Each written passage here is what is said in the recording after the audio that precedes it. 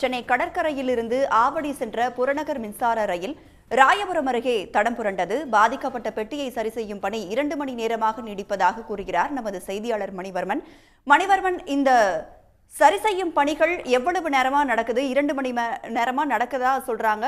எப்பொழுது சரி செய்யும் பணி முடிவடையும்? மேலும் அதிகாரிகள் தரப்புல இருந்து என்ன விளக்கம் கொடுக்கிறாங்க? சென்னை கடற்கரையிலிருந்து ஆவடி செல்லும் புறநகர் ரயிலானது இன்று காலை 11 மணி அளவில் சென்னை கடற்கரையிலிருந்து ராயபுரம் வழியாக ஆவடிக்கு செல்ல புறப்பட்டிருந்தது.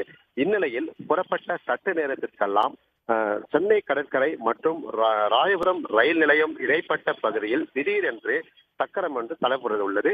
மிதமான வேகத்தில் சென்றதனால் இங்கு ரயில் பயணிகளுக்கு எவ்வித அசம்பாவிதம் பாதிப்பும் ஏற்படவில்லை என்பது கூறப்படுகிறது. குறிப்பாக 12 பெட்டிகளை கொண்ட இந்த புறநகர் ரயிலானது 4வது பெட்டியானது 4 சக்கரங்களுமே தண்டவாளத்தை விட்டு தடம் புரண்டுள்ளது. இந்த விபத்து ஏற்படுத்த உடனடியாகவே ரயில் நிறுத்தப்பட்டது. உடனடியாக ரயில் பயணிகள் இறக்கிவிடப்பட்டு மாற்றுப்பாதையில் அவர்களுக்கு செலுத்தப்பட்டனர். பின்னர் தகவல் அறிந்து சம்பவ இடத்துக்கு வந்த ரயில்வே அதிகாரிகள் மற்றும் ஊழியர்கள் இந்த ரயிலின் சக்கரத்தை சரி செய்யும் பணியில் ஈடுபட்டு வருகிறது. குறிப்பாக 11 மணியிலிருந்து தற்பொழுது 2 மணி நேரமாக இந்த பணியானது மேற்கொள்ளப்பட்டு வருகிறது. இங்கே இந்த பகுதியில் 4 இருப்பு பாதைகள் கொண்ட இந்த ரயில்வே பகுதியில் மற்ற ரயில்கள் செல்வதற்கான எவ்வித பாதிப்பும் ஏற்படவில்லை. இருந்த போதிலும் சென்ட்ரலில் இருந்து இப்பகுதி வில்லிவாக்கம் ஆவடி பகுதியாக செல்லும் ரயில்கள் மிதமான வேகத்திலேயே செல்லப்படுவதாக கூறப்படுகிறது.